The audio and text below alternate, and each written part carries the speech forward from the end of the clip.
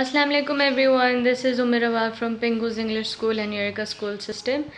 Today the date is 22nd June 2020 and we had an online class with P4 today.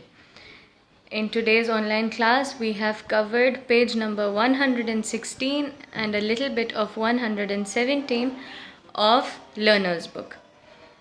In page number 116 there's a paragraph of the golden falcon flies home.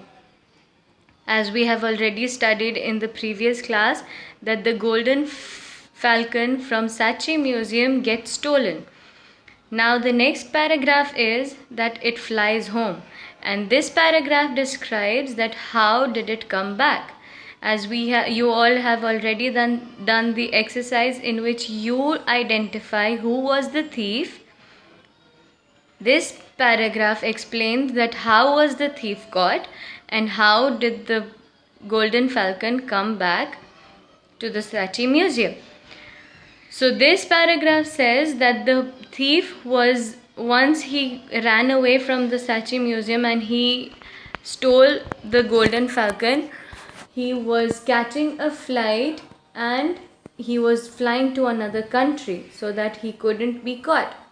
But once he entered the airport, the passport officers recognized his picture on his passport and they called the police.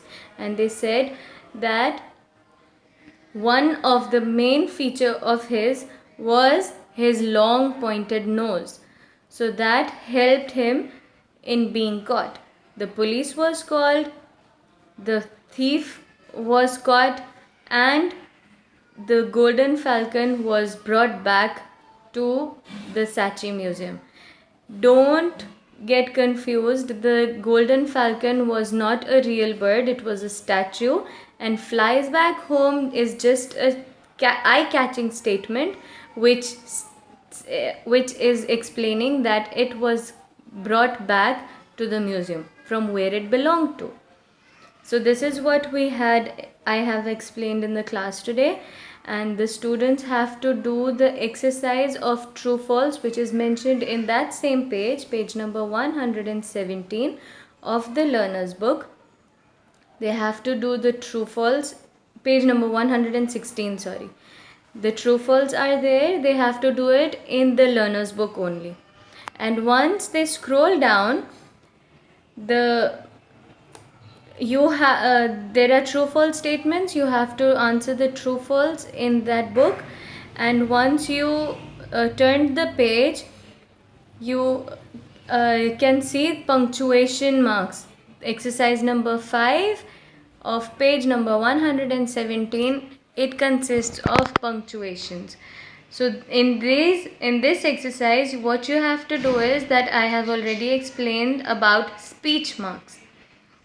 Speech marks are basically those apostrophe marks which are before and after the statement of someone.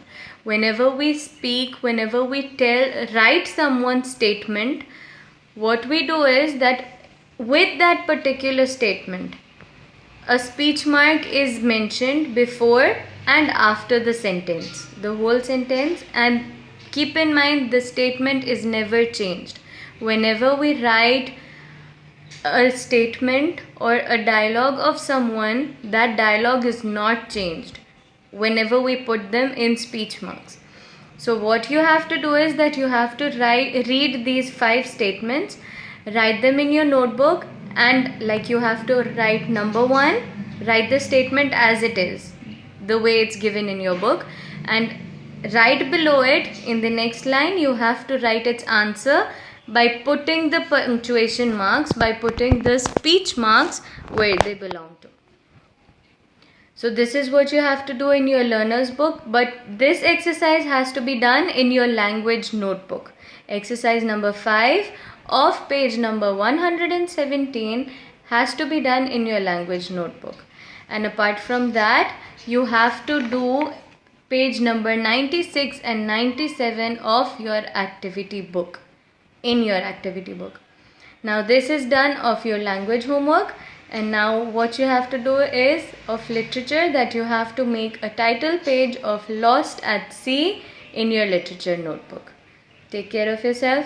Jazakallah khair. Allah Hafiz.